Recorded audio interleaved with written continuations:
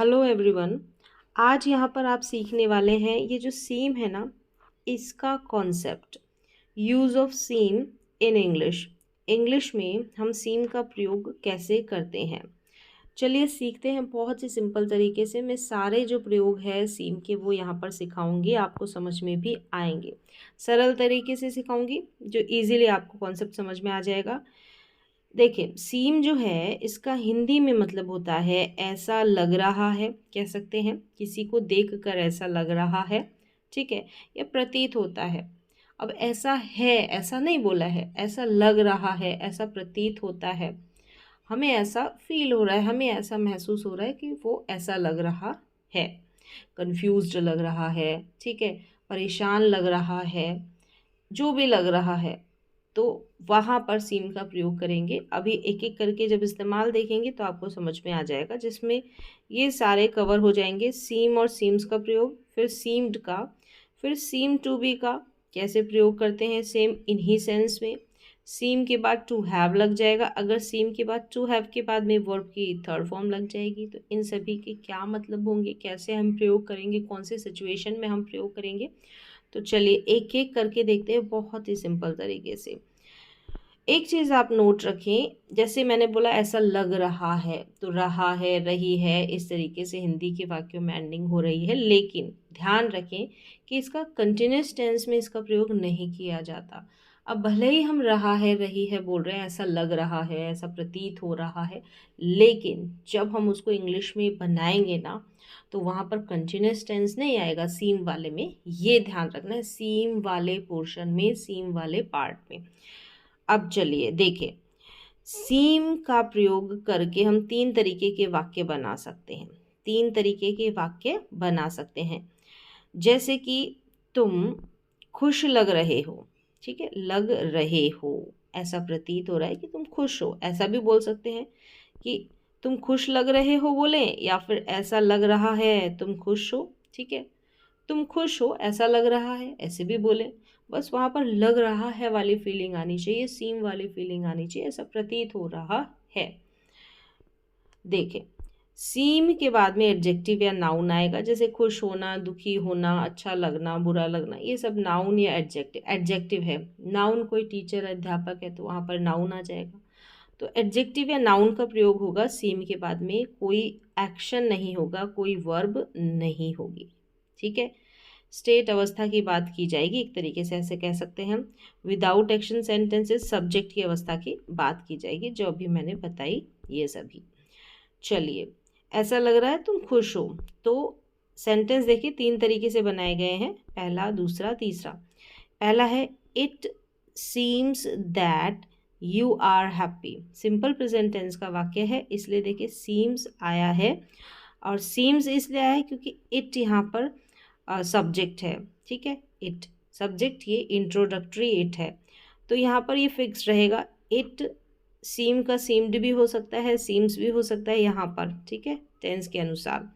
अगर simple present की बात है तो सीम या सीम्स होगा, सिंपल पास्ट की बात है तो सीम्ड हो जाएगा, और ऐसा लग रहा है ये फिक्स्ड हो जाएगा, ठीक है, ऐसा लग रहा है, इट सीम्स दैट, क्या तुम खुश हो, तो यू आर हैप्पी, ये सिंपल प्रेजेंट टेंस का वाक्य है। You are happy is am are के बाद में एडजेक्टिव का प्रयोग या फिर नाउन का प्रयोग भी हो सकता है, ठीक है, विदाउट एक्शन वाला सेंटेंस।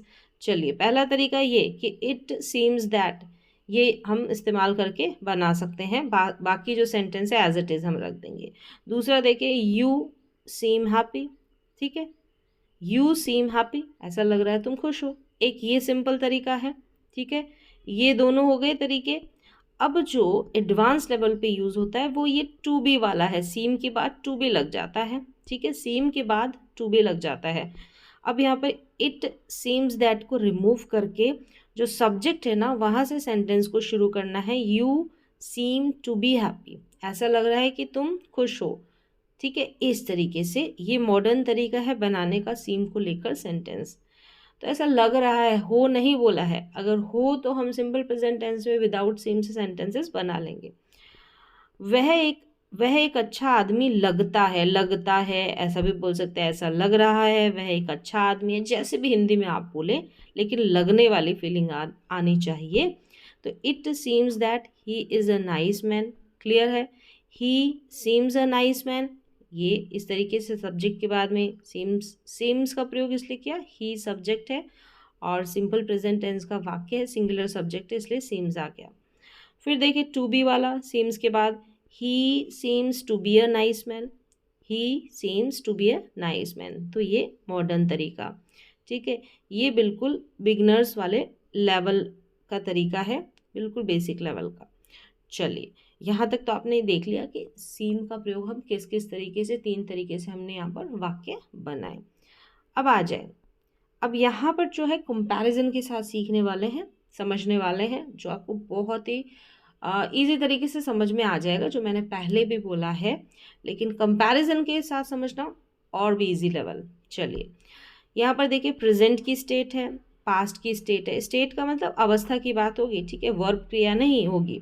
तो प्रेजेंट में क्या होगा, देखिए सीम्स आ जाएगा सब्जेक्ट के अनुसार, और यहाँ पर सीम आ जाएगा सब्जेक्ट के अनुसार। सिंगुलर सब्जेक्ट होगा ना तो वहाँ पर सीम्स आ जाएगा, जैसे ही, शी, इट, और कोई भी नाम हो सकता है सिंगुलर, तो वहाँ पर सीम्स आ जाएगा सिंपल प्रेजेंट टेंस के रूल के अनुसार। प्लूरल होगा, ध्यान रखें कि आई के साथ जो है SAIS नहीं लगता, सिंगुलर है फिर भी आई के साथ जैसे सीम का प्रयोग होगा। चलिए आई के बाद में वी, यू, दे और जितने भी प्लूरल बहुवचन करता होंगे वहाँ पर सीम आ जाएगा। और यहाँ पर पास्ट टेंस में क्या होगा, सीम का सीम्ड हो जाएगा, ईडी लग जाएगा, यानी वर्ब की सेकंड फॉर्म आती है ना, तो सीम की सेकंड फॉर्म हम बना देंगे सीम्ड। यहाँ पर ING का तो कोई रोल है ही नहीं, सीमिंग तो होगा नहीं, ठीक है। ऐसा लग रहा है या ऐसा लगता है, हिंदी में इस तरीके से मीनिंग निकल कर आएगा। अब वो आपके अंदर फीलिंग आनी चाहिए कि ऐसा लग रहा है या ऐसा लगता है, ऐसा लग रहा था या फिर ऐसा लगा, सिंपल पास्ट के अनुसार हम इसको हिंदी में बनाएंगे। अब सेंटेंस देखें कि आप थके हुए लग रहे हैं, ठीक है, सिंपल प्रेजेंट टेंस। और यहाँ पर ऐसा लगता है आप थके हुए थे, ठीक है, ऐसा लगा, पास्ट की बात है कि आप थके हुए थे। You seem tired, you seam tired, ये पहला तरीका, पहले तरीके से हमने विदाउट एक्शन वाला, यहाँ पर टायर्ड एडजेक्टिव है तो एडजेक्टिव या नाउन वाला वाक्य बना सकते हैं, तो ये एडजेक्टिव वाला वाक्य बनाया है। अब ऐसा लगा सिंपल पास्ट में, तो यू सीम्ड टायर्ड, सीम्ड कर देंगे, वर्ब की सेकंड फॉर्म होती है सब्जेक्ट के बाद में, क्लियर है। फिर इट वाले सेंटेंस से बनाएंगे कि इट सीम्स दैट, इट है इसलिए सीम्स आएगा, it seems that you are tired, same है मीनिंग, यू आर टायर्ड हमने ये एज इट इज सेंटेंस जैसे सिंपल प्रेजेंट टेंस में बनाते हैं वैसे बना लिया। यहाँ पर क्या है, इट के बाद में हम सीम्ड कर देंगे, इससे हम पहचानेंगे वर्ब की सेकंड फॉर्म है, सिंपल पास्ट का वाक्य है, दैट यू वर टायर्ड, यहाँ पर वॉज वर का प्रयोग कर लेंगे टेंस के अनुसार।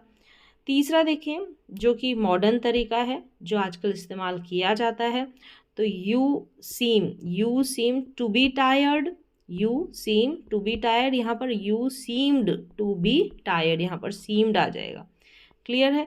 प्रेजेंट और पास्ट में हम कैसे बनाएंगे। अब नेगेटिव पे आ जाए, नेगेटिव जो भी टेंस की हेल्पिंग वर्ब है, सिंपल प्रेजेंट टेंस की क्या हेल्पिंग वर्ब है, डोंट या डजंट है, और इसके साथ में वर्ब की फर्स्ट फॉर्म लगती है। यहाँ पर सिंपल पास्ट में डिडंट है यानी कि डिड नॉट है, और वर्ब की फर्स्ट फॉर्म लगती है। तो इसी तरीके से आप बना लेंगे नेगेटिव सेंटेंस भी। ऐसा लगता है आप थके हुए नहीं हैं, नेगेटिव बन जाएगा, और ऐसा लगा आप थके हुए नहीं थे, ये पास्ट में आप थके हुए नहीं थे, ये प्रेजेंट में आप थके हुए नहीं है, नहीं वाला सेंटेंस नेगेटिव। तो you doesn't seem tired, simple है, यू डजंट या does not seem tired, you did not seem tired, इस तरीके से। फिर you doesn't seem to be tired, doesn't लगा दिया, सीम से पहले लगा देंगे क्योंकि इसको मेन वर्ब माना है ना, तो इससे पहले मेन वर्ब से पहले हेल्पिंग वर्ब आ जाएगी। फिर देखिए you didn't seem to be tired, तो यहाँ पर सीम ही रहेगा, सिंपल पास्ट का वाक्य, लेकिन हम पहचानेंगे कैसे, हेल्पिंग वर्ब से कि ये सिंपल पास्ट का वाक्य है।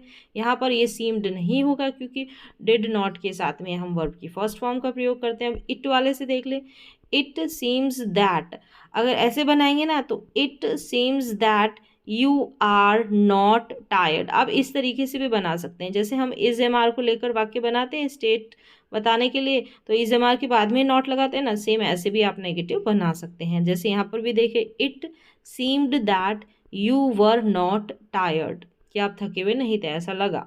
तो तो यहाँ पर वर के बाद में नॉट लगा, सब्जेक्ट के अनुसार वर आ गया, और यहाँ पर आर के बाद में नॉट लगा। तो इस तरीके से बना लेंगे नेगेटिव सेंटेंस।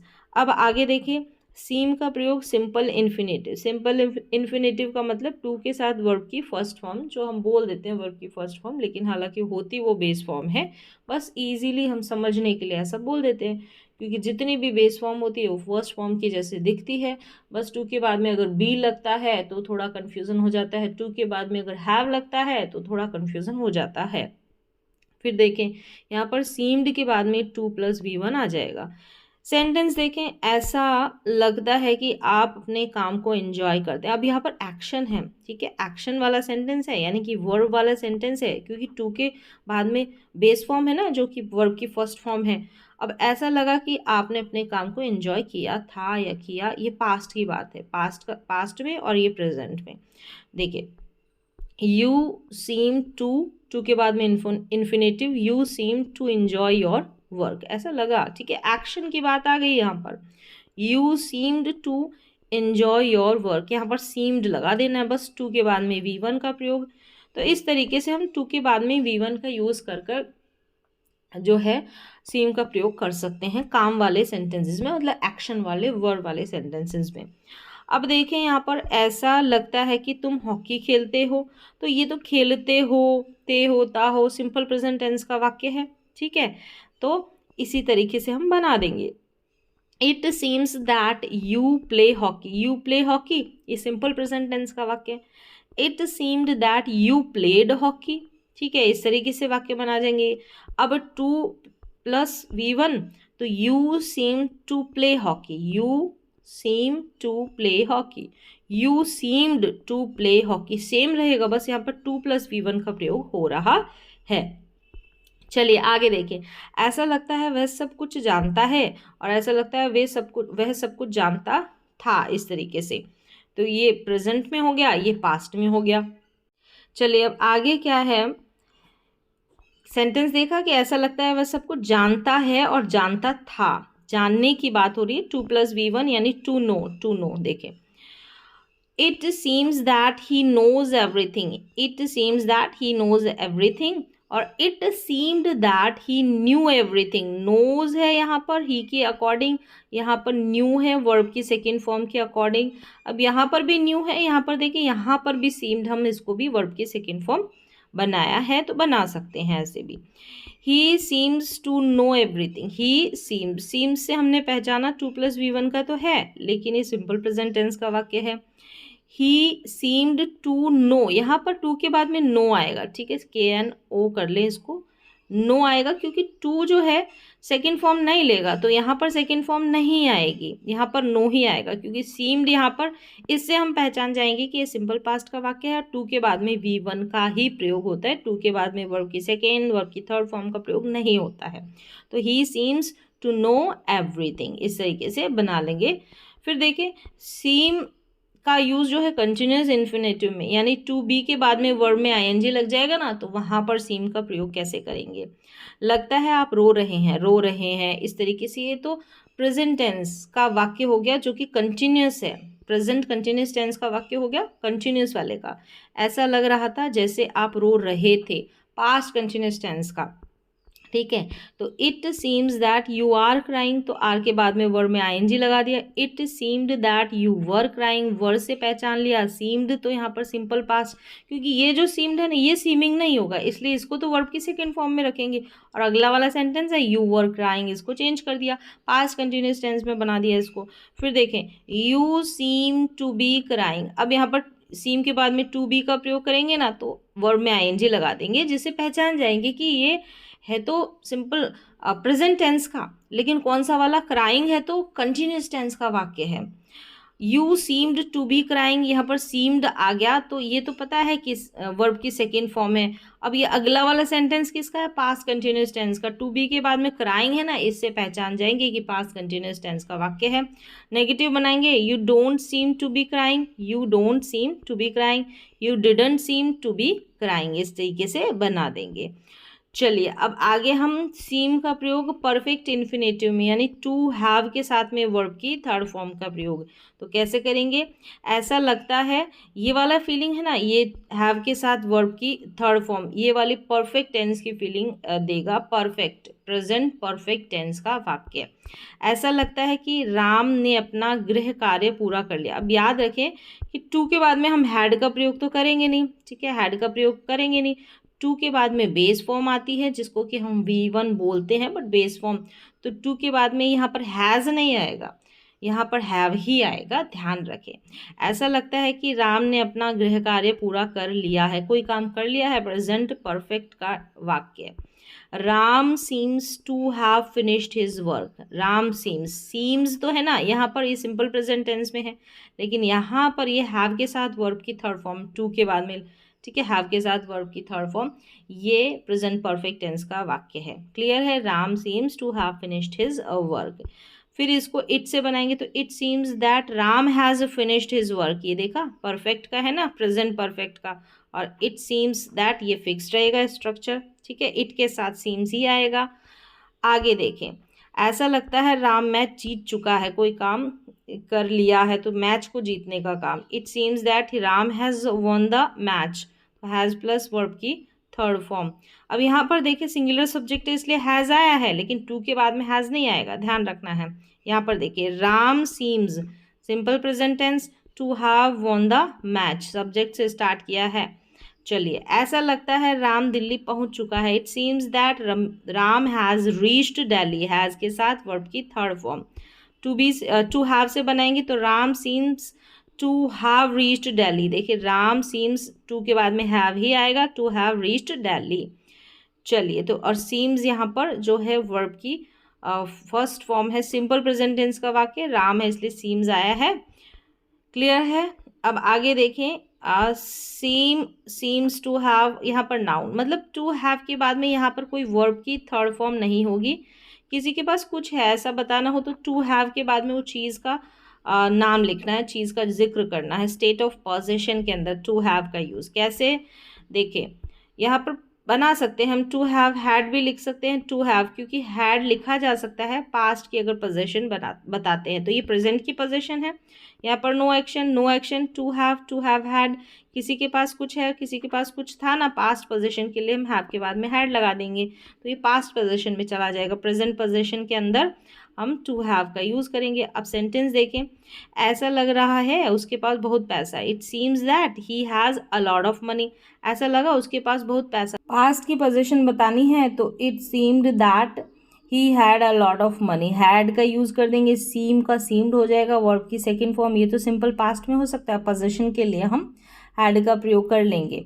चलिए अब आगे देखें, ही सीम्स टू हैव के साथ बनाएंगे, he seems to have a lot of money, he seemed to have had a lot of money, to have के बाद में पास्ट के लिए हैड का प्रयोग कर देंगे। इस तरीके से भी हम जो है पास्ट का पोजीशन का यूज़ कर सकते हैं। मोस्टली जो है जो प्रेजेंट टेंस में पोजीशन बताना होता है तो यूज़ होता है। यहाँ पर क्या है, सीम टू बी, सीम के बाद में ये देखें हैव बीन का प्रयोग। चलिए यहाँ पर टू हैव बीन आ जाएगा, ठीक है, टू हैव बीन, और यहाँ पर टू बी आएगा। नो टाइम और यहाँ पर विद टाइम, यहाँ समय नहीं होगा यहाँ समय होगा। चलिए दोनों में कोई एक्शन नहीं होगा, यहाँ पर भी नो एक्शन यहाँ पर भी no action. State of being ये भी प्रेजेंट की है और ये भी प्रेजेंट की है, ठीक है, स्टेट अवस्था की बात की जा रही है, लेकिन यहाँ पर जो है टाइम आ जाएगा, यहाँ पर टाइम नहीं आएगा अवस्था बताने के लिए। जैसे कि ऐसा लग रहा है वह बीमार है तो यहाँ पर समय नहीं है, स्टेट ऑफ बीइंग यानी अवस्था है बीमार होने की। ऐसा लग रहा है वह 3 दिनों से बीमार तो है, अवस्था तो है, लेकिन 3 दिन भी दे रखे हैं, समय भी दे रखा है, तो किस तरीके से बनाएंगे। It seems that he is ill, clear है, ये तो बना लिया कि इट सीम्स शुरुआत में पढ़ा था, it seems that he is ill. It seems that he has been ill for 3 days। अगर हम जो है समय के साथ बनाएंगे ना ये अवस्था बताने के लिए, यहाँ पर समय नहीं दिया था तो ही इज़ इल बोल दिया, लेकिन यहाँ पर हैज़ बीन हैव बीन का प्रयोग करेंगे ही के अनुसार। जैसे ही सब्जेक्ट इसलिए हैज़ आई होता या यू होता तो यहाँ पर हैव हो जाता, ठीक है। तो इस तरीके से जब आप समय के साथ यूज़ करेंगे तो हैज़ बीन का प्रयोग करेंगे, हैव बीन का प्रयोग करेंगे और फॉर लगाकर जो है समय दे दें, समय लिख देंगे। He seems to be ill और he seems to have been ill for 3 days। यहाँ पर 3 days इन्वॉल्व करना है ना, तो टू हैव बीन लगाना पड़ेगा। टू हैव बीन, फिर जो भी अवस्था है, इल है, कन्फ्यूज़न की है, ठीक है, जो भी है परेशानी की है, तो वहाँ पर लिख देंगे इल की जगह। चलिए समझ में आ गया होगा कि समय के साथ और विदाउट समय के साथ हम कैसे जो है स्टेट ऑफ बीइंग यानी एक्शन की बात करते हैं। एडजेक्टिव जो होता है, नाउन, किसी भी चीज़ की बात कर सकते हैं, नाउन भी हो सकता है, ठीक है। ऐसा लगता है कि कोई भी व्यक्ति, वो ऐसा प्रतीत होता है, ऐसा लगता है कि वो 10 साल से टीचर रहा है, 10 साल से, तो इस तरीके के वाक्य भी आ सकते हैं ना, टीचर रहने के नाउन वाले भी। चलिए अब यहाँ पर कंप्लीट हो जाते हैं सीम के यूज़ देके। अब इन्हीं बातों को हम ऐसे भी लिख सकते हैं, जैसे कि कोई शादीशुदा है तो she is married, she is married, वो है, ठीक है, इज़ का प्रयोग है, वो है, यहाँ पर कोई प्रतीत नहीं होता है, यहाँ कोई संभावना नहीं हो रही है, कुछ नहीं हो रहा है। अगर लगता है कि अगर आपको बताना है कि पक्का वो जो है शादीशुदा है, ऐसी वाली फीलिंग में, तो she must be married, must के बाद में बी लगाकर यहाँ पर एडजेक्टिव का प्रयोग कर दिया, मैरिड। अब आपको लगना है ये तो ठीक है 100% वाली संभावना की, पक्का वाली फीलिंग, अवश्य वाली कि है ही है ऐसे, और आपको उससे कम लग रहा है तो शी मे बी मैरिड, किसी को देखकर लग रहा है कि शी मे बी मैरिड, किसी औरत को देख के लगा, लेडीज़ को देखकर लगा, तो शी मे बी मैरिड, संभावना 50% वाली मान सकते हैं, 50 से कम होगी तो शी माइट बी मैरिड, ठीक है। ऐसे भी तो हम यूज़ करते हैं, है तो अगर है कोई संभावना कुछ नहीं है तो शी इज़ मैरिड। अब देखिए, अब सीम्स वाले को लेकर भी ऐसे ही बना दिया है, ठीक है, सेम ऐसे ही आ रहा है, इसमें भी फीलिंग लग रहा है, ऐसी वाली फीलिंग आती है, तो ये स्ट्रक्चर भी आपके पास है, ऐसे भी बता सकते हैं। तो she seems to be married, ऐसा लग रहा है उसको देखकर कि वो शादीशुदा है, she seems to be married. She seems to have been married for 3 years, ऐसा लग रहा है वो 3 सालों से शादीशुदा है, ऐसा लग रहा है, ऐसा प्रतीत हो रहा है, ठीक है। अब शायद या पक्का ऐसी वाली फीलिंग आती है तो मॉडल्स में चले जाएं, और ऐसा लग रहा है ऐसी वाली फीलिंग आती है तो सीम के अंदर आ जाए, it seems that she is married, तो ऐसे भी बना सकते हैं। और क्या है, मॉडल्स भी हमारे पास, मॉडल्स से भी बना सकते हैं, बस इतना सा है, ज़्यादा कंफ्यूज नहीं होना है, बस ये स्ट्रक्चर है जो आपको आना चाहिए कि सीम को लेकर हम वाक्य कैसे बनाते हैं, क्या स्ट्रक्चर रहता है, कैसे हम टू बी का प्रयोग कर रहे हैं, कैसे टू के साथ वी1 का प्रयोग कर रहे हैं, कैसे टू हैव का प्रयोग कर रहे हैं, कैसे टू हैव वर्ब की थर्ड फॉर्म का प्रयोग कर रहे हैं, कैसे टू हैव बीन का प्रयोग कर रहे हैं समय बताने के लिए, अवस्था के लिए, स्टेट के लिए।